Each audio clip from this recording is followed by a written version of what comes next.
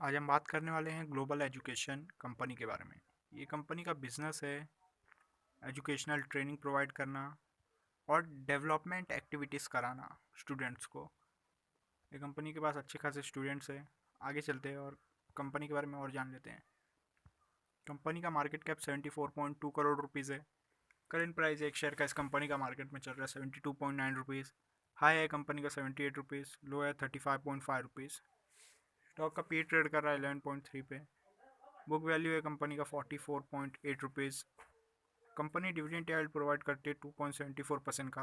ROC company ने इस साल जनरेट किया 11.4%। आरओई कंपनी ने इस साल जनरेट करके दिखा 8.19%। आगे चलते हैं और कंपनी का डेब्ट टू इक्विटी देखते हैं 0.00 डेब्ट टू इक्विटी है कंपनी का। प्रॉफिट आफ्टर टैक्स कंपनी ने इस साल जनरेट किया 6.59 करोड़ रुपीज़ का। कंपनी ने प्रॉफिट में ग्रोथ लाया -12.8% का।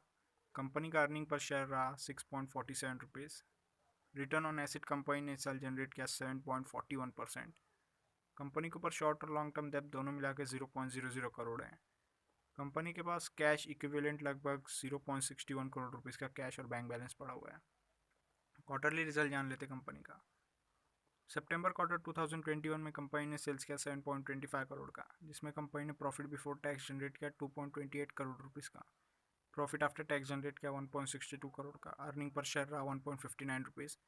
दिसंबर क्वार्टर 2021 में कंपनी ने सेल्स किया 12.87 करोड़ रुपीज़ का, जिसमें कंपनी ने profit before tax 5.79 crore generate किया। Profit after tax 4.33 crore generate किया। अर्निंग पर शेयर रहा 4.25 रुपीज़ का। आगे चलते हैं और कंपनी का प्रॉफिट एंड लॉस स्टेटमेंट जान लेते हैं। 2020 में कंपनी ने सेल्स किया 26.98 करोड़ का, जिसमें कंपनी ने प्रॉफिट बिफोर टैक्स जनरेट किया 10.68 crore. Profit after tax generate किया 7.89 करोड़ रुपीज़ का। कंपनी का अर्निंग पर शेयर रहा 7.74 रुपीज़। 2021 में कंपनी ने सेल्स किया 25.60 करोड़ का, जिसमें कंपनी ने प्रॉफिट बिफोर टैक्स जनरेट किया 4.38 crore. Profit after tax 3.15 crore rupees. Company का अर्निंग पर शेयर रहा 3.09 रुपीज़ का। आगे चलते हैं और कंपनी का कैश फ्लो स्टेटमेंट जान लेते हैं।